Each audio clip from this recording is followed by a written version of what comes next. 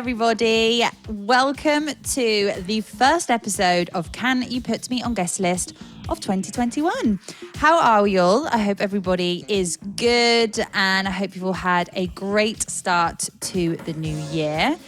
Definitely a strange time. Well, I mean, we've been in strange times for the last 10 months now, but you know what I mean. Still very strange out there. I hope everybody's well, though. Everybody's doing good. I am really excited to kick off the podcast in 2021 with a very special and great friend of mine. She is one of the most hard-working and passionate, caring and loveliest people I know. Today, I will be chatting with Farah Syed. Farah works in PR and industry relations at Beatport, but she's also played so many different roles at the company, so she knows the company inside out. So today we're going to have a chat about her role, what her job consists of, what she enjoys about working at Beatport and in the industry. We're also going to be talking about diversity in the industry as well as mental health. And then we'll be ending the interview with a real fun round of quickfire questions. So I hope that you get a lot out of this interview. Farah is so lovely and down to earth. She's an absolute joy to talk to. So I hope that you enjoy this chat. Welcome back to Can You Put Me on Guest List? And here's the show. This is Farah Syed here on Can You Put Me on Guest List? How are you? How are you doing? I'm good. It's really good to see you. I'm keeping well in Berlin, just working at home and, trying to respect the rules and isolate and read a lot, self-development and just kind of focus and start the year right. It's been good so far, but yeah, I'm on a detox at the moment, so that's also helping. And what did you say? A detox. Oh, you're doing a detox. Just because of after the holidays, I know. You're drinking, using, and it's like just to start the year with a clear head has been really good, actually. Yeah. I've been trying not to drink. I never said I was going to do dry January. I kind of was sucked into it because Attilio was doing it as well. But I have had a couple of cheeky drinks, I'm not going to lie. I didn't start until January the 10th. I wasn't planning on doing it either, just so you know. And then I just said, you know what? Let me start this year with a clear head and I'll jump on the train a little bit later. So I'm doing it till February the 6th. Till February the 6th, that's your deadline. And I'll have some wine. I know. And then I was listening to this podcast earlier and it was about it was like this health podcast and it was talking about how good red wine is for you. And I was like, see, shouldn't be doing dry January. That's actually, I was always like a really big white wine drinker, but during lockdown the past year, I've really fallen in love with red wine, even more than I thought I ever could. Right? So, definitely a fan. Definitely it's my absolute favourite. I am missing it a little bit. I sound like an alcoholic. I've only been literally a week. Look at us. We're like 5 minutes in and we're like, wine. Can we have a wine with this? I can't wait till we can actually have a glass of wine in the sun at some point soon or at a conference. I know. Because last time I saw you was not this AD, the AD before. Yeah. 2 years ago. So I didn't make it to AD last year. So it's 2 years ago. That seems like just forever now, doesn't it? It does. I mean, conferences are one of the best times, especially ADE, because, it's moments where people that you've maybe talked to or seen, online, but you've never met in person, you actually get the chance to connect and then you actually get the chance to hang out and in such a great setting with all your peers and friends and just the energy. There's nothing like it, and I've always loved going to those things, but I really miss it now more than anything. And that connection with peers, and it's like that one trip or that one conference can actually give you energy for the whole year. It kind of motivates you and inspires you, Absolutely. and you meet people that it's that one or two a year that just really get you going, and it gives you that boost that you need. And so, No, I exactly. really, really miss that. That's something I think I miss more than I actually even realized. Yeah. And Yeah. yeah, and especially because I missed the last one as well. Now it seems just like now I'm really, really missing it because it's just been such a long time since I was at a conference and like around so many people. And you're so right, it does give you such that boost of energy. And the reason I didn't even make the last one was because I was suffering from really bad anxiety and I've cancelled Mm. everything and never made it. And I Yeah. remember the whole time I was thinking, but maybe this is what I need to give me that little, that boost of energy. So I think sometimes it can go one way or the other, depending on what you do. But yeah, now I really am feeling great and just want to go somewhere.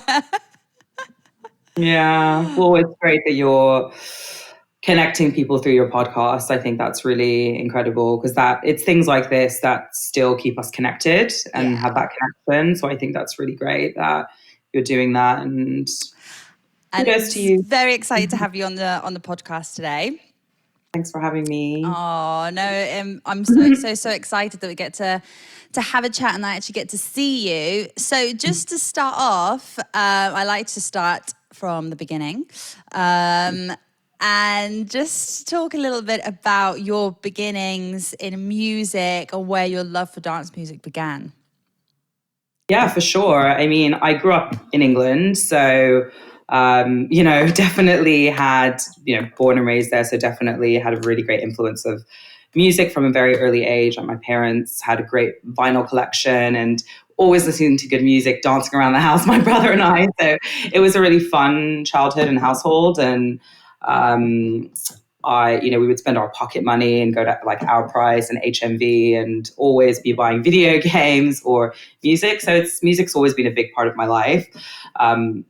Very early on, first getting into dance music was when I was 13, and Very young. I heard Defunk. So quite a while ago, many moons ago, I heard Defunk for the first time by Daft Punk, which I think is for around people my age quite a common one that kind of broke us into it. And I remember just like listening to it over and over again, thinking that it was so incredible. I'd never seen anything like this before, or never heard anything like this before. Then I saw the music video and was just like even more blown away. And then I just, yeah, fell in love. And then I think right after that came Stardust with Music Sounds Better With You. It was very short window, and my brother bought me the CD, and I think we listened to it hundreds of times. And it was just so interesting because I think, God, wow, my taste was pretty good back then. But it was Yes. really it was growing up in England and being surrounded by great dance music. And we would go to the fun fairs and you'd hear like Hadaway and Robin S playing and like, all these old school dance, classics. And so it was kind of naturally, organically always in my life in a way, early teen onwards. And then, moved with my family to California when I was 16, and Oh, is that really how got old you in. were? I didn't know that that's how old you were. I thought you were a lot younger when you moved. You were a teenager when you moved. Yeah, it was very difficult. I can Let's just imagine. Yeah. because I literally left like I was just becoming a woman, I guess you could Yeah, say, of and I was, course. Yeah. just experiencing things for the first time, and going through puberty, and I had just started to really kind of build this life I was kind of really comfortable with, and coming into my own skin a little bit, and then to up and leave. We've got family in the US, and overall I see it as being a really great move. But at the time, it was very difficult because I literally didn't know anybody where we moved to Southern California. So just imagine I was actually eligible at that age to go to university because the GCSE levels are quite advanced. Yeah. But my parents were like, no way she's going to, a university at 16 because who knows what will happen. And so I actually graduated from high school in England and then also went to senior year of high school in the US, which is very different. But Southern California is great. Irvine's great. It's a great place to move. So I would say it was a relatively smooth transition. I was lucky to find friends in school that are my friends to this day. I've known them for a very long time. And it was a very interesting move. My music taste was still very much, into electronic. I really started to fall in love with The Strokes, which are like my favorite band around that time. And that's when they became, kind of big. And but yeah, it was dance music wasn't as big. So I was always like playing this music to my friends and stuff like that and getting them into various DJs and, so kind of got them into it as well. But then, yeah, I mean, I was in Southern California for, quite a while and went to UCLA and went to university there, which was great. And then What just did you kind of, study there? Sorry. I studied history, Ah. and originally was going to do like communications, but didn't end up doing that. I ended up taking a lot of communication courses and took a lot of film courses and various others. But yeah, just focused on history. I just did something that was like interesting to me and that wouldn't be so tricky. And it was a great experience. And when I was there, I interned at Fox Broadcasting Company, which is kind of what got me for my love of entertainment. And I interned in the casting department for television. So I helped work on like the OC, Arrested Development. Wow, I never knew. How Yeah, it interesting. was like, this was like 2003 to 2005 or so. And yeah, it was really fun going on to like, these sets and working with such an amazing casting director and like learning from her. And so it kind of got, me my love of the entertainment industry. And then after university, I kind of moved back to Orange County. And because I was like, that was a lot, over a 4-year period. Because LA is, can be quite hectic. But then, so I got like a job out in Orange County working more in like accounting for a pharmaceuticals company, but it was not what I wanted to do. And I kind of knew my heart was set in entertainment and that I had this passion and that I loved music and I wanted to kind of combine business with music in some way, shape or form. So this was, my very early 20s and I figured I've got to get back to LA. Like there's something pulling me back to LA. So yeah, I was basically like, I want to work, at the best talent agency that there is. Let me do some research. And so, it was like a few month process. And then I researched different agencies. And then at the time, WMA, which is now WME, which is one of the oldest agencies, was, they're kind of always looking for assistants and went through, several rounds of interviews. It was very intense back then. And then, when I got offered the job, I went on a couple of interviews. I was interviewed by someone who became my longtime boss. When I got the actual job, I was, I got a call a couple of days later and was like, obviously really thrilled, but didn't even know what to expect. I was just told he's a young agent. He's just starting business and music crossover. I think he'll be a good fit. And that was really it. So, my first real, real job in the industry was at which is now WME. And was your department focused on electronic music then, or was it just other genres? It was the commercials and endorsements division. So this was in 2008. So this was at a time where I would say that, social media definitely didn't have a presence at that moment. And a lot of deals that were happening were like commercial deals on screen, tour sponsorships with artists, any kind of brand partnership with a music artist or a celebrity or a chef. Voiceovers were also in that department. So it was really interesting. It was kind of like we handled the commercial side of the business for all the talent within the agency. And he specifically was focusing on music. He was going to be doing this for the company. So he had been an assistant for a while and then he got promoted and was a young agent. And we built something really incredible together. And around 2009, the electronic music department really became a thing at it became an actual division at the company. And that's when kind of Pete Tong was brought in and certain agents that are still there, some have left, kind of formed and this division formed. And that was in the music department. So it was a very interesting time. I came when there was literally the rise of electronic was about to hit again. So it was, some of the best golden years that there'll ever be, I think, or that there ever were. And I saw the opportunity to kind of be the liaison between my department and the music department, obviously, but then specifically that department. I knew that there was an opportunity to create deals for these artists as well, and that DJs were becoming more like rock stars, and there was something there.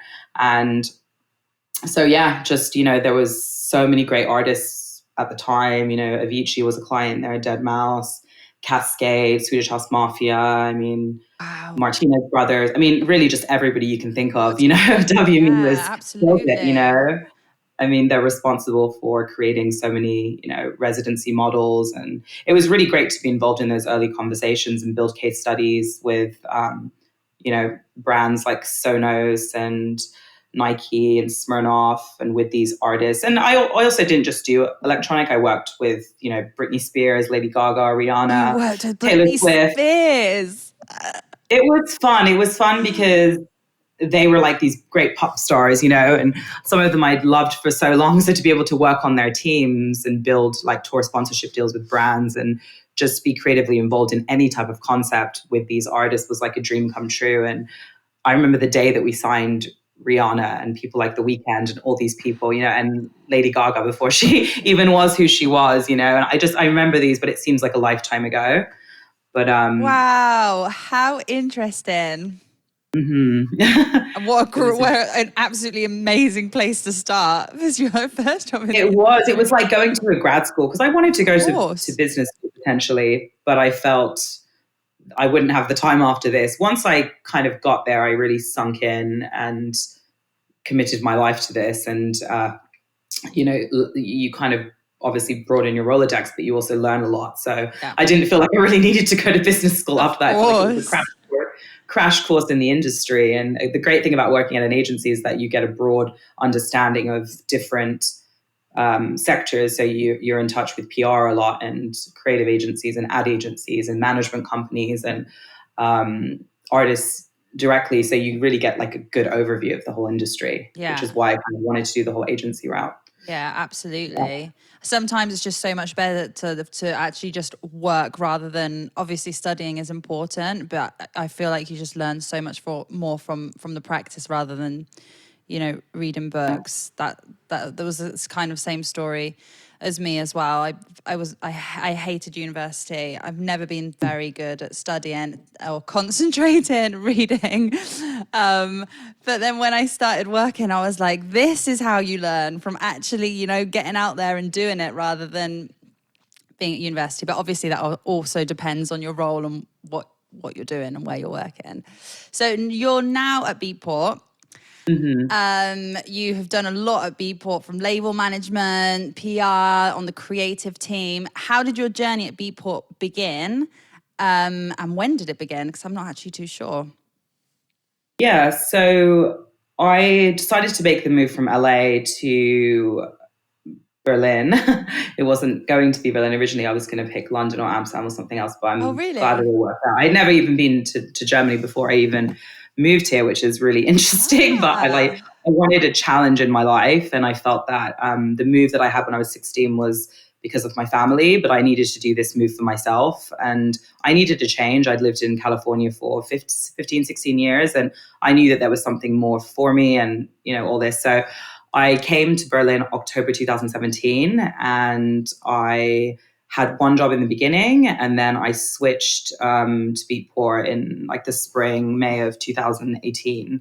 So yeah, I've been there for about 2.5 years now, and it feels it feels like I've been here for a lot longer, just in Berlin in general, because so much happens when you make a transition like this, right? yeah. And you feel like you've lived so many lives and so many things have happened. But it's been a really great experience. I'm really grateful for it. And Beatport, yeah, I've started in label management and then was the marketing manager, and then kind of moved into the creative side of the company, working on brand partnerships, business development, and partnerships. So, and then obviously day-to-day marketing as well. So it's really great because I came in at a time where things were shifting, and I knew that things were going to shift even more, and to see kind of where it was then and where it's gone now, and be part of that creative process, Yeah. and to see the growth again of the company after, they've been around for 17 years now, is really incredible. And it's really been because of the hard work everyone puts in, the good teamwork, the vision that we had, and sticking with that, and just Yeah. all naturally having a passion for it as well, and wanting it to go to a certain place. So yeah, having the various roles has actually given me a great overview Of of the company, course. which is great. So currently you're Well, currently now my actual role is manager of PR and industry relations, and PR. So doing PR for all the company, which is quite a lot. There's a lot of news, a just lot gonna of say product that's a lot. launches, features happening all the time. So yeah, when this opportunity came about and I was asked, I thought it was great. It definitely made sense. And then industry relations is a new department that we've kind of we started it back in I think September, and it's really focusing on strategic external partnerships with conferences, charities, organizations, any kind of external company or organization that we could work with in some way, shape, or form. So it definitely encompasses partnerships. So we're doing a lot of strategy for how are we going to align with conferences, during this time, but then also when that's done in the future, like events, and what is it going to look like, being part of what the next phase of real life conferences is actually going to look like. So it's kind of exciting to be able to work with our products and then think, how are we going to get these products out through conferences? So a lot of Also forward really, thinking and a lot of planning ahead, I imagine. yeah, a lot of planning ahead, and also just thinking about getting our products out to how do we get our products out to our customers and the industry, by utilizing these partners and these platforms and these conferences. And so it's really like connecting the dots. We connect the dots a lot internally and then externally. So one of my colleagues that I'm, within this department, she's great. She's been at the company for 7 years. Susan, she's come back after maternity leave, and we're kind of building this together. And I think we're naturally both good dot connectors and kind of the glue in the company. And it's been really great to kind of try to see how we can further connect the dots internally and externally. I think it's a really interesting position because there are challenges now, as there's not typical, we're not able to go to these conferences, but it's kind of forcing us to think like, how do we do this during this time? We're constantly challenging ourselves, like how are we going to make this virtual conference different to the other? Like, what can we bring to the table this time? So yeah, I'm kind of interested to see how this next year is going to unfold. But I like a good challenge. So. Yeah, you do love a good challenge, but it's definitely like obviously, because if you just started this department back in September, it was obviously mid-pandemic, lots of changes going on, but so that is a big challenge just by itself in setting something up like that, right? It's definitely a big challenge, and then there's a lot of like flexibility within this role too, as in we're working with conferences, sure, but we're also working, with organizations and companies that focus on diversity, mental health, sustainability, and we're able to kind of make the role our own. And I think that's the really great part. It's going to change, of course. There's going to be moments where we're in a situation and we're just trying to navigate it during this time. But the thing is, I've got a great partner in crime. We're like the dynamic duo. I learn a lot from her. She's also worn many hats in the company. So we're kind of always feeding off each other. We're trying to figure out ways to keep the community connected during this time. That's really our role. So we're always brainstorming. And I think we've already in the past few months come up with some great ways to further connect the community. And these models will live beyond COVID. This is stuff that we'll continue to do beyond COVID, maybe in person. Maybe I still feel like the virtual world, streaming world is still going to be pretty present after all this. So I think everything we're doing, we're thinking, how do we continue this even after COVID? Yeah. So yeah, a lot of, forward thinking, innovative thinking. But like I said, our role gets, we get to work with different departments, different teams. And I like those roles. I kind of had that role also in my previous job. So I think wearing all those different hats at Beatport is great. And I think I've really found my place. Yeah. Which is nice. Do you feel like the community is more connected than ever because obviously people are spending a lot more time at home? Or do you feel like people are starting to spend a lot more time offline? I think people are, I do feel like people are staying connected because of, they're kind of forced, they've been put into these situations where, you're stuck at home and you want to remain connected. What's the best way to do that? It's to like have a Zoom call, pick up the phone, call someone, or, if you want to have a bit of a social life, it's watch a stream. Yeah. So I feel like, people are definitely, I know for us as a company, we've helped to provide that connection. And we've noticed that when we kind of created our Reconnect stream, which was born during the beginning of COVID, we called it Reconnect because it was literally reconnecting the globe. We found that, people wanted this. And it was really interesting to see, I kind of feel like COVID happened and we kind of almost overnight just, we're like, this is what we're going to focus on. We were doing streams anyway, and we had plans to do things live with festivals and stream them and all these things. But it's interesting how everything kind of shifted. And then we were like, we're going to go full force and do 24-hour, 36-hour streams, but people really embraced it. They really liked it. They felt reconnected. They would say in the chats, oh my gosh, like this is really saving me right now. Like I'm loving home raving and thank you for bringing us together. I hope you do more of these. So like the demand was there, we knew people wanted it.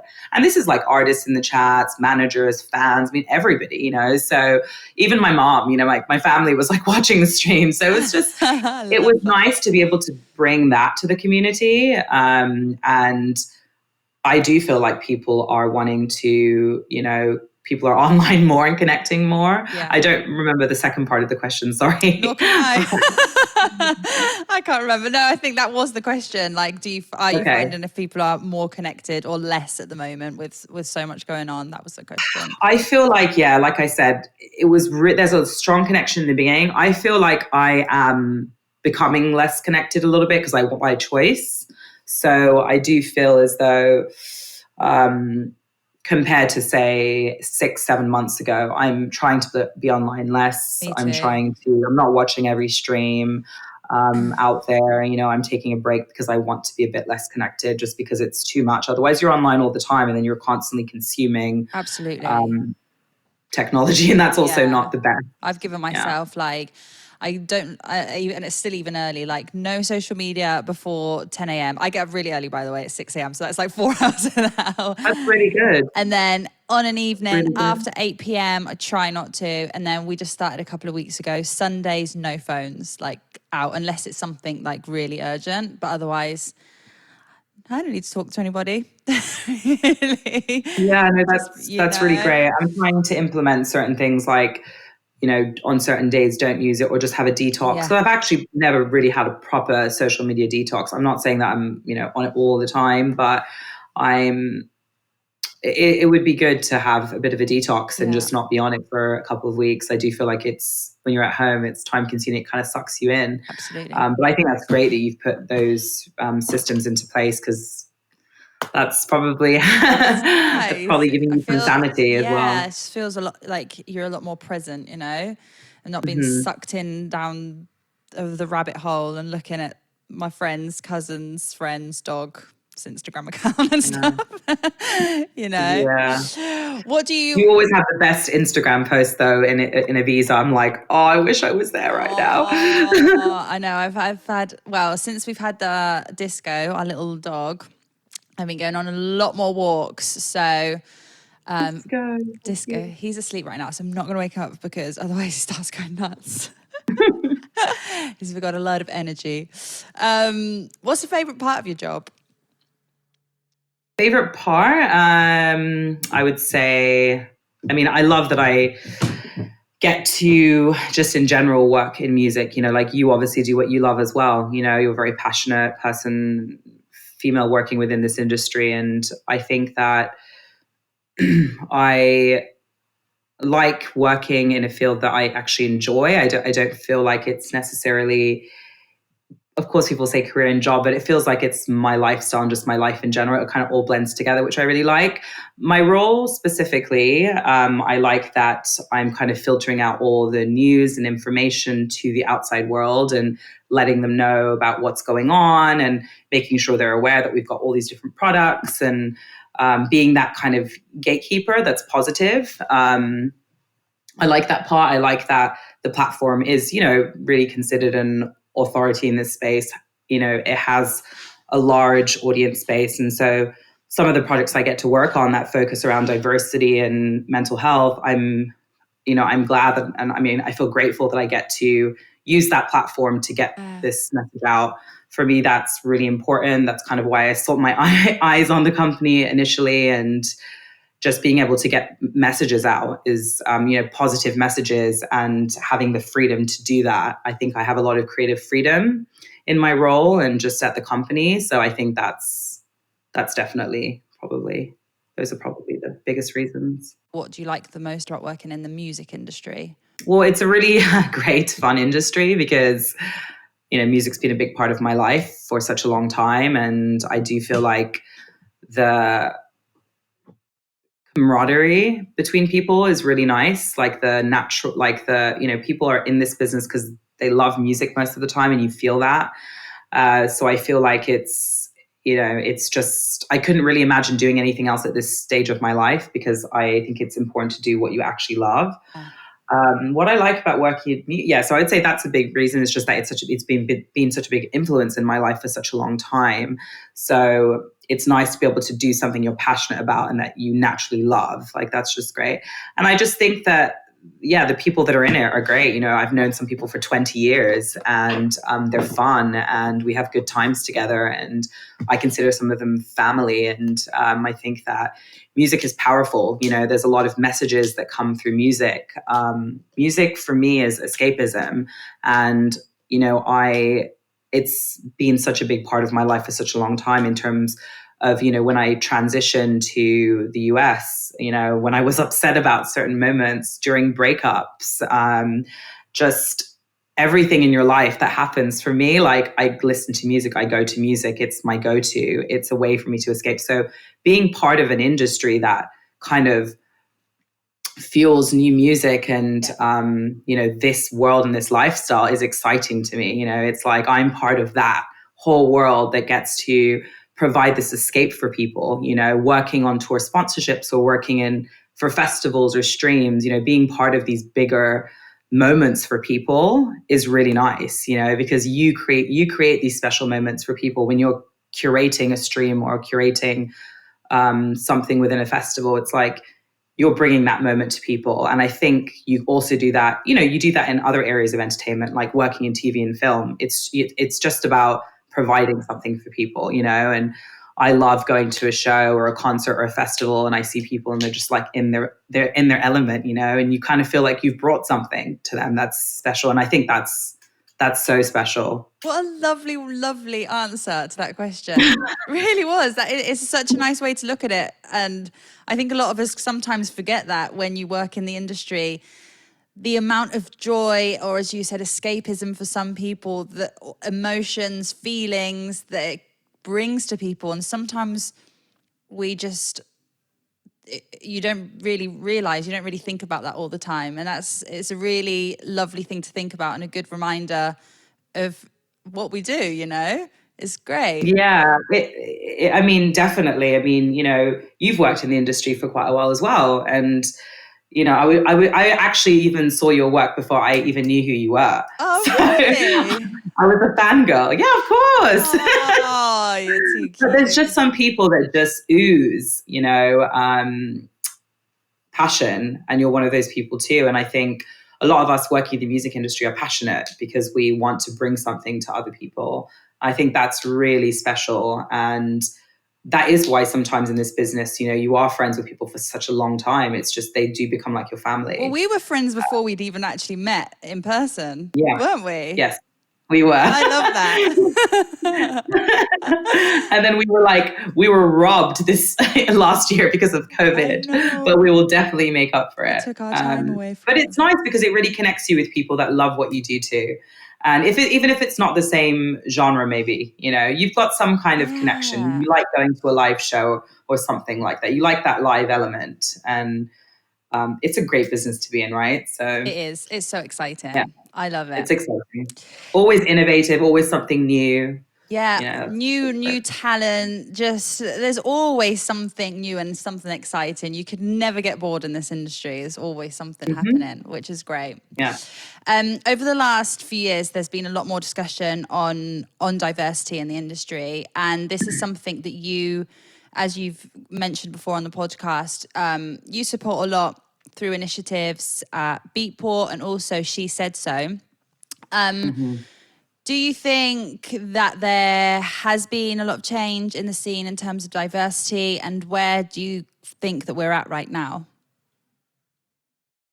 I do think, I think it's the past few years have been really interesting, and it's been great to see conversations just even happen, even questions being asked. I think that's a huge step. So especially when I was coming up in the industry, like 13 years ago.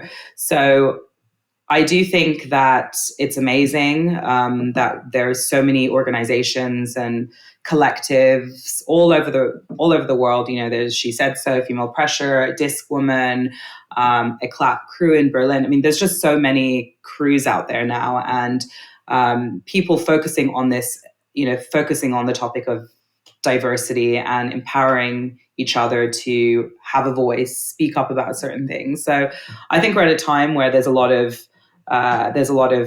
great resources out there. There's a lot of great communities out there.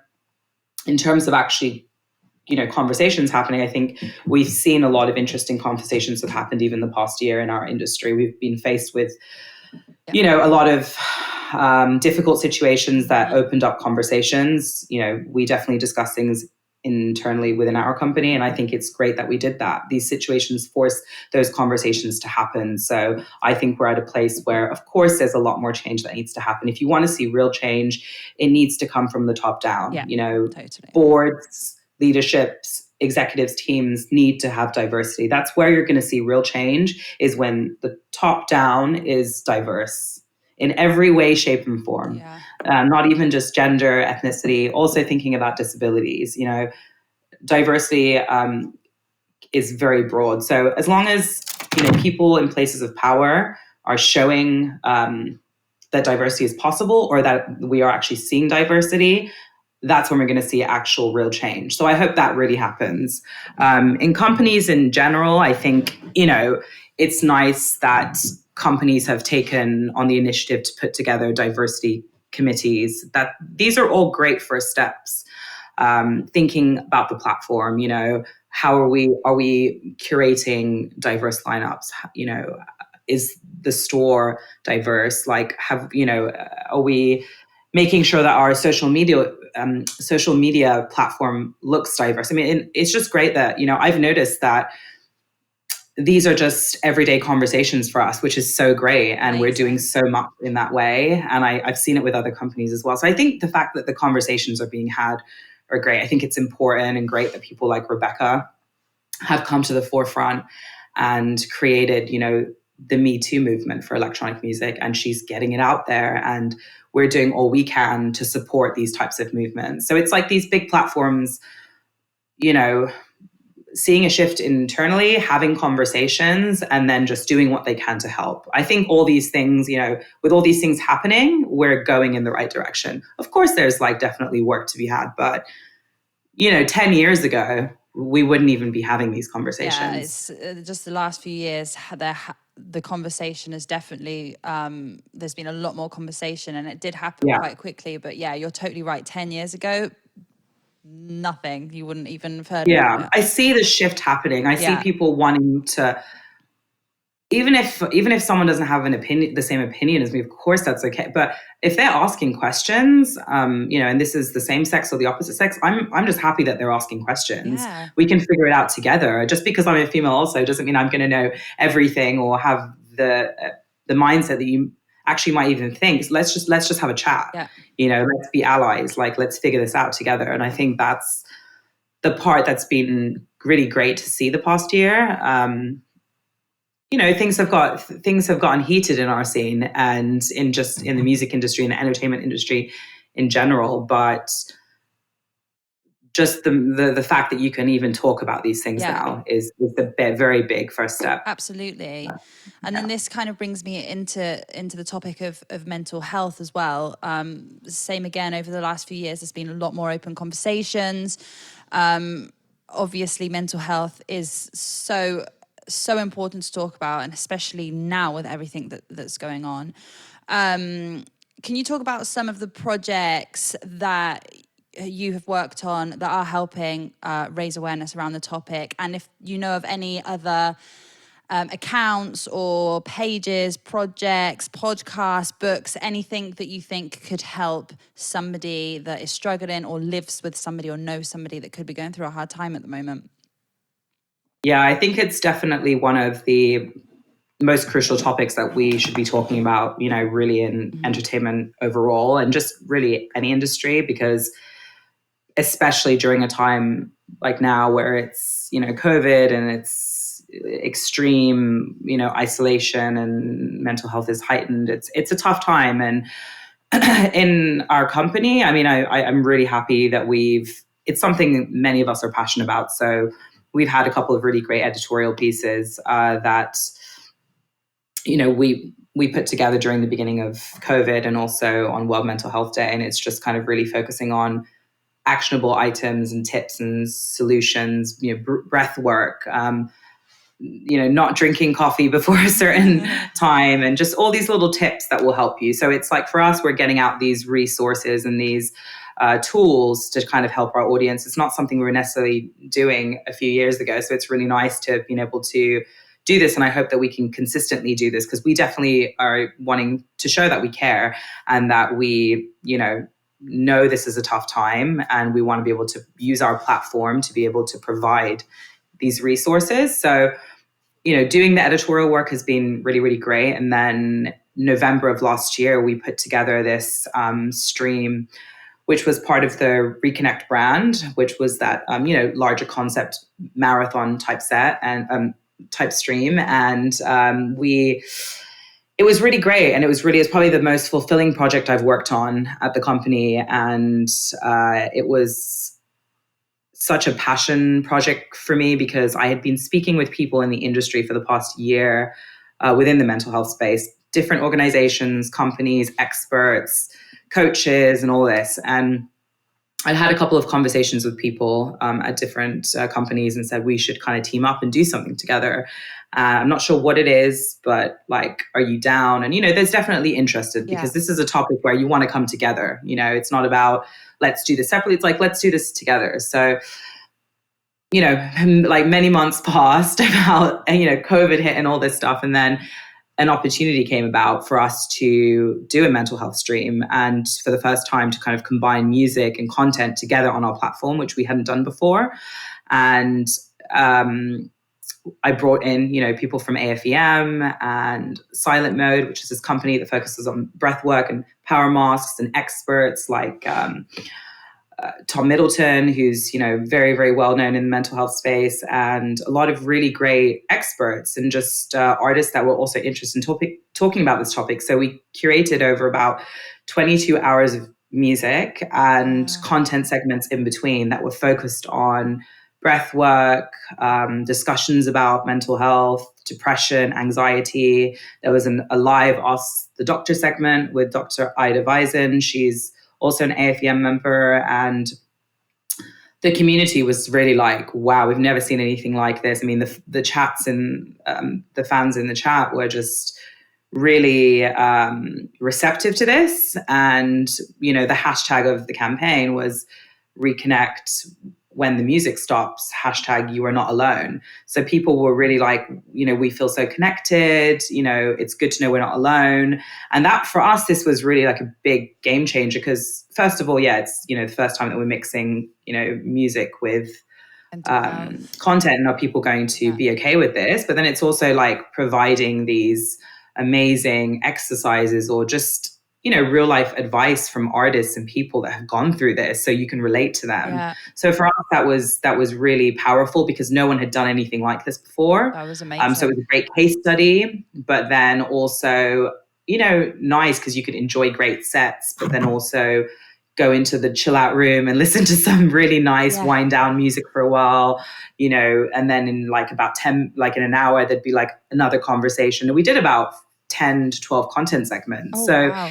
It was covering, really in-depth stuff. At moments, there were very in-depth conversations, but overall, I feel like you have to do things like this to destigmatize the conversation even more. And like writing about it is one thing, but then like putting, artists sitting there talking about their experiences and people talking about certain situations, that's a whole other thing, because I feel like for me, it's something it's always been important in my life because personal reasons, professional reasons, working in an industry that's so fast paced and high volume. It's very, and working with artists like Avicii and who've gone through these things, it kind of makes you realize this conversation should have happened a lot sooner. But I'm just really happy that platforms are taking the initiative to focus on this now, and It's been present for the past couple of years, I would say, pretty strong for the past 2-3 years. I think it's really interesting what you said about, actually listening and or physically watching people speak about their experiences or things that they've gone through, because you're right, it's not the same, just reading something online about what this person's gone through, rather than actually listening to them tell their actual story. It makes such a difference. I listen to lots and lots and lots of podcasts, and the amount of things I listen to and think, God, I would never have thought that person would have gone through that, or wow, it kind of makes you feel like we are just all the same people. Like, even though you may be where you are and you have this job and, you're doing whatever you do, but we all are the same kind of people. And it is such a nice feeling to actually listen to people and their own stories, rather than just reading up, because you just never really know if that's being tweaked, if that's edited or whatever. It's just like, no, it's true. That's totally true. There is this like realization that no matter what happens, and I think we've seen it more in the past year, that when everything's kind of stripped back, or you lose your job, or whatever it is that happens, we're really just all going through the same struggles and the same situation, and we should be there for each other.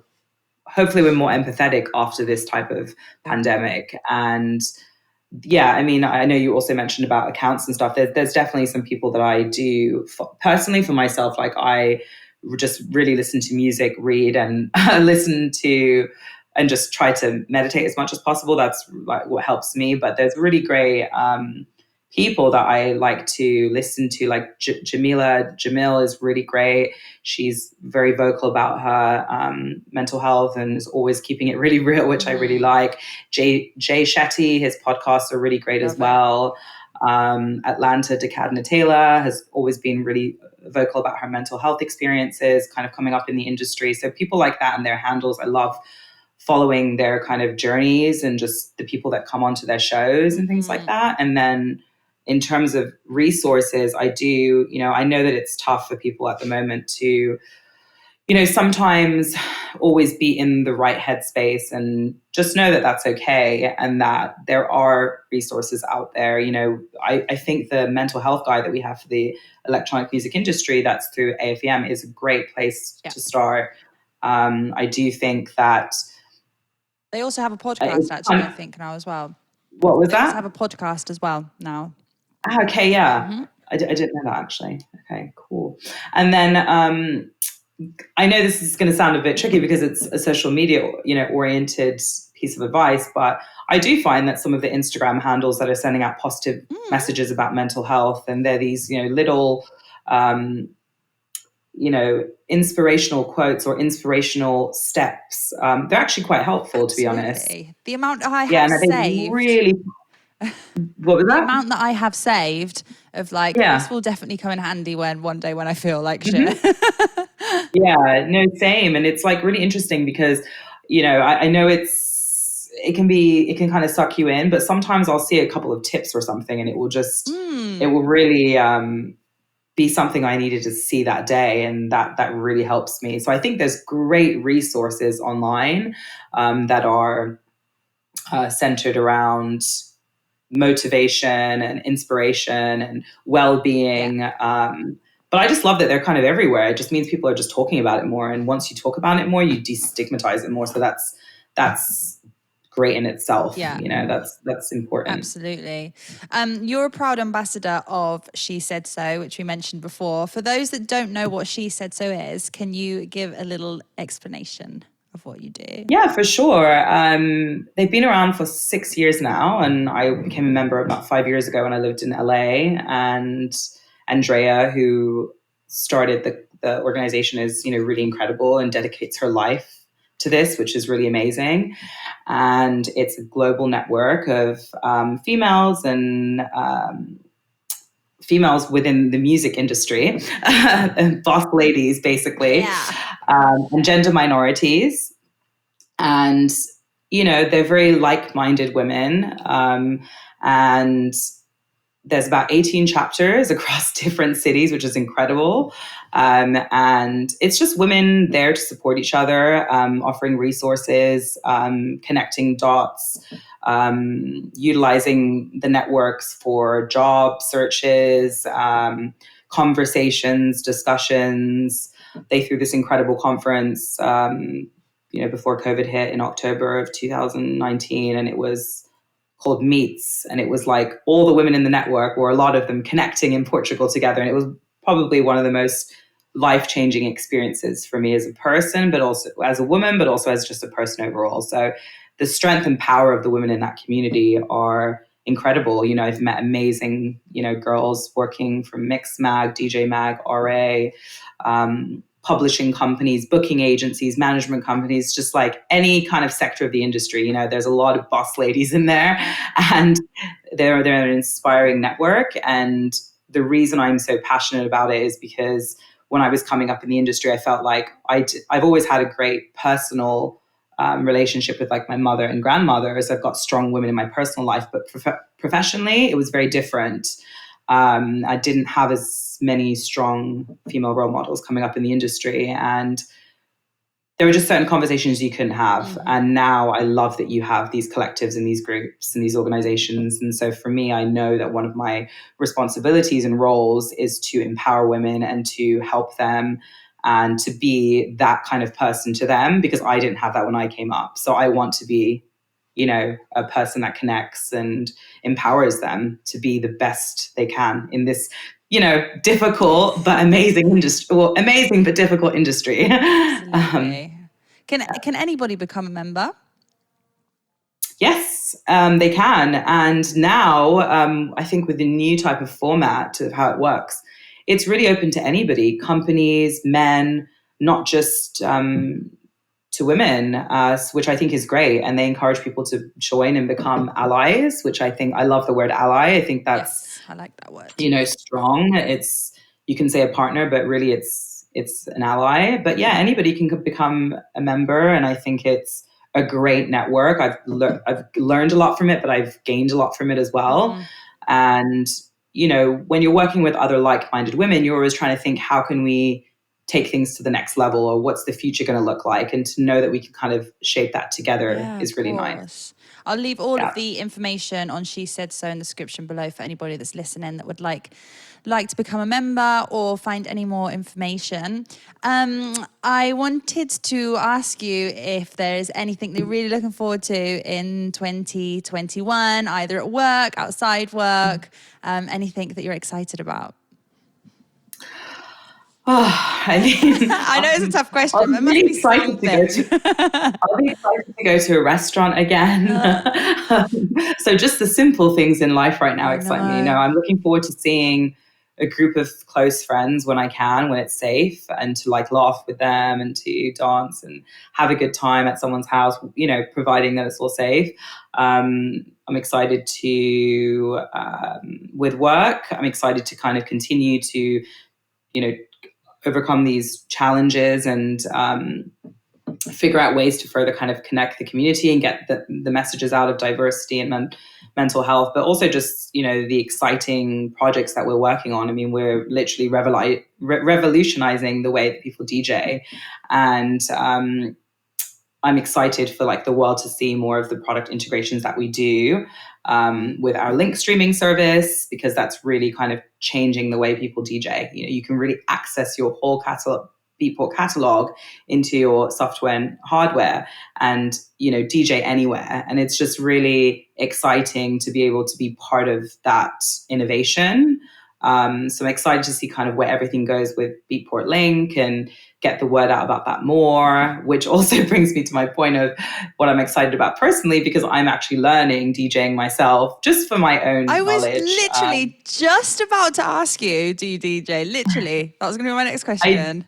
Don't. Yeah, no, I don't actually, but I'm excited. The reason I'm learning is because I'm so fascinated by the product team at work and by the a lot of my colleagues, a lot of them DJ, and even though we're all busy, they all still a lot of them find time to actually DJ as well, and I find that so impressive. And I just love music. I've got a vinyl collection at home, and I'm learning vinyl at the moment, which is trickier because they say the person that's teaching me says it's better to learn from vinyl than go to digital, opposed to the other way around. So I've got a bit of a challenge on my hands, but I'm going to stick with both, and that's pretty exciting because I feel like it's just going to be great to be able to like play at home by myself and play with friends. So I think that's exciting. And then German, I'm still kind of trying to like stick with this. So I'm kind of excited to see where my German, lessons take me this year. But yeah, I mean, personally, if I can learn how to DJ and be speaking German in 1 year's time, then I think I've done okay. Correct. Yeah. But personally, yeah, I mean, I really hope that I'm able to see my family this year, who are in California. That's a big thing for me. I don't know if I'm just trying to be safe and respectful of everything. So I hope that I can, because that would be really, incredible. And I would really look forward to that if that's possible. But just small things in the interim, I'm just excited to see more friends here, have a bit of a life again, go outdoors, go to a restaurant. And yeah, just keep powering through with work and getting all these amazing projects, out. How has the current situation affected Beatport? How have you had to adapt to the situation? Yeah, I mean, as I kind of mentioned a little bit before when we were talking about Reconnect, we've had to kind of, everything kind of happened with COVID, and then overnight, business, I wouldn't say it shifted, because a lot of the store still is running. The great thing is that sales have been great. People are purchasing music. People are reading the editorial that we have on Beatport. They're reading and buying even more. So it's great.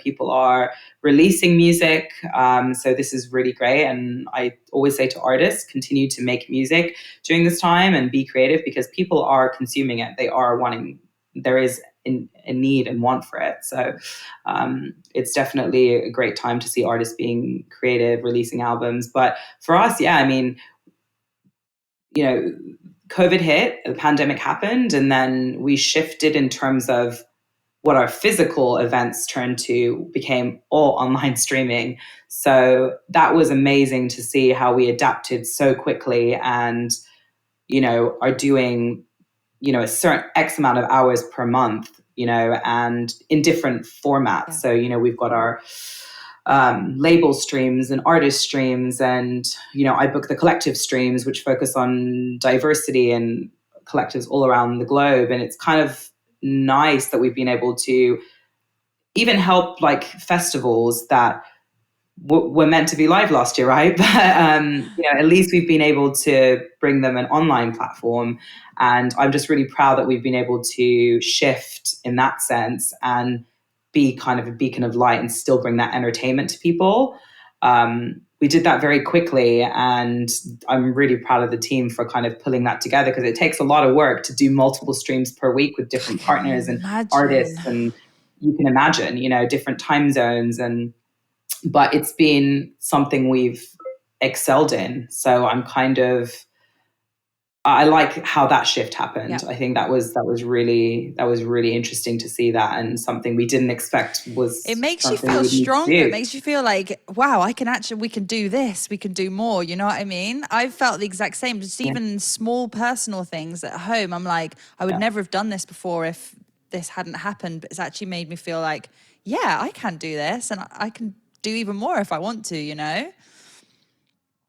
I totally feel you. I mean, the things I've been faced with, like personally and professionally in the past year, like my adaptability has made me proud, but also made me realize I'm really a lot stronger than I even Mm-hmm. realized. I moved here to be able to travel and to, that was a big reason why, like, I moved here as well. But it's like, obviously you've been forced to be confined in your home, but that time has been really good for this phase of my life. And also just, I've put a lot of effort into work, and I think it's just taught me a lot about myself, what I want, what I really care about. I like to do impactful work.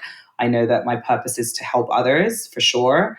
Maybe more than, I wasn't really thinking this maybe 5, 6 years ago, but the time has been good, because it's kind of made me realize, shit, I can really do a lot of Yeah, stuff if I put my mind to it. And all these outside distractions before were kind of, absolutely. making my head a bit foggy. So now I feel like I can really accomplish quite a lot. And I think it's great that you said that too, because hopefully, a lot of other people have also Yeah. felt this way and feel more empowered coming out of this situation. Yeah, absolutely. No, I feel feeling strong, feeling strong. Good. Which is good. Okay, my love, I'd love to chat to you for hours and hours and hours on end, but I know we don't have that much time. So would you be up to a quick round of quick fire questions? Of course. Okay, you ready? Okay, an artist to look out for. Oh, there's an artist called Tisha. She's Tisha, Tsha. She's from the UK. She's incredible. And she's part of actually our new Beatport Next emerging artist program, which we're focusing on 6 artists from around the globe. So Interesting. definitely watch out for her. And she's released on Ninja Tune. Okay, we'll have a look. Very cool. Amazing. Favorite thing in your wardrobe? Oh, probably something black. Favorite thing in my wardrobe. Actually, I'm wearing them.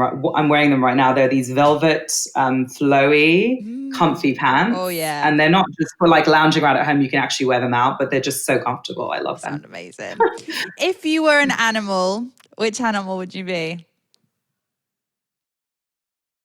Because I'm a Leo, I feel like I should say a lion. I knew you were going to say that. Really? Because I would have said the same. But I would like to be a bird so I can also fly. That's kind of cool Yeah, that's too. also cool. So both. I want to be both. A flying Sorry. lion. Oh my Favorite God. city? Oh man, tough one. Favorite city. Well, I'm really in love with Berlin at the moment. I feel like it really is my new home. Of course, I love LA. I've been to amazing cities all over. But I would say my heart is in Berlin In at the moment. Berlin. So yeah, What where I live. are you cooking for dinner tonight or having for dinner tonight? I'm going to make spaghetti bolognese. My favorite. I need to go grocery shopping, but I actually have enough to make spaghetti bolognese, so I'm going to make that. Delicious. The emoji that you use the most? Mm, I would say the love heart. Yeah. Yeah. Favorite cocktail? I really like. Damn, I don't know if I have one. I would say a good red wine. A Now good red that's my new wine. favorite drink. A good red Lovely. wine. Yeah. A series, podcast, or book that you're really enjoying right now? I just finished reading this book called Indestructible by Nur Eyal, and it's really helping me with my focus. It's incredible. I've actually started to kind of get into it again because I want to take notes this time around, and I highly recommend it. Very good book. I'll have a look at that one. Yeah. Favorite way to start the day? Get on Instagram, of course. Just kidding.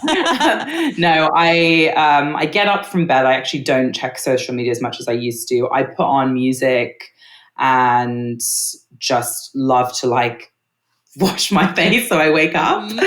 That's a good way to start. If it's nice outside, which it really gets in spring and summer, I really like to do a walk before starting the workday because that breeze really kind of helps me clear the mind in the morning. But I'm not doing that in the snow and the rain right now. So for me, it's music and wash my face. Best thing about living in Berlin? Best thing about living in Berlin is the creative side of the city. I feel like there's creativity everywhere. Like I came here to be inspired and kind of get that life back in myself. And I got it in the first 3 months that I moved here. There's a lot of amazing creative people and you feel it. It's like you feel that pumping through the veins of the city. And I love the fact that this is a hub of electronic music. It's really incredible that people love it, live it, and breathe it here. Yeah. And that's really inspiring for someone that works in it and loves it so much. Absolutely. Great people. Yeah, there's great people here. I need to come to Berlin to visit you as soon as I can. I haven't been for ages. You definitely do. Yeah. And final question, the question I ask everybody at the end, do you have a guest list rule? Guest list rule? What do you mean? Like for guest list, when people ask you for guest list, is there any type of rule, like amount of people, you have to be on time? I don't know, anything like that. This is a funny question that you're asking me because like I'm quite known to, being really generous with guest lists in the past. Too generous to a fault, actually. I'm too nice. And I would always take care of my friends in LA. It's just, the person that knows a lot of people that's well connected, the connector, so I would always be like, let's. But now I'm just like, no, if we're good friends, very, very good friends, then I'll maybe bring you along with me now. But I just don't bring a friend with you. Like if I've invited you, don't bring someone else. That's rude, first of all. Don't assume another person can come. But no, I'm actually if someone asks me for guest lists, I'm pretty nice about it. Just please and thanks. And don't abuse the invitation and invite more people because that's rude. Couldn't agree more with you. My love. Good question. I've never been asked that. Ever. It's such a unique question. Well, it's because it's called Can You Put Me on Guest List? So I have to kind of ask something that's related. I bet you were like, that's such a random thing to ask. I was thinking why, then I just forgot. Stupid me. That was the reason. It was just put me on the guest. Yeah, at least say please and thanks, right? Of course. Yeah. My love, thank you so, so much. I am honoured to have you on my show and for you to share your stories. You're such a hard-working, passionate, kind and loving person. And I'm so, so happy to call you my friend and to be able to chat with you today. And thank you for all your work that you do. It is absolutely amazing. And I'm going to leave, if you don't mind, your details, your Instagram. I don't know if you have an open Instagram or if it's private. I'm not sure. I don't. Okay. I can leave. Yeah, I'll leave you some links. Yeah, we'll figure it out. Something at the end. But thank you so much. It's been amazing to chat with you. No, it's always amazing to talk to you. And thank you so much for doing this and having this platform and keeping the community connected as well. So you're amazing and a constant inspiration to me as well. So thank you. Oh, I just want to give you a big hug through the screen. I want to give you a big hug. All right, well, I'll talk to you soon. Right. Enjoy the rest of your day. Yeah, take care. And take care too. Big kisses. Speak soon. Bye. Bye.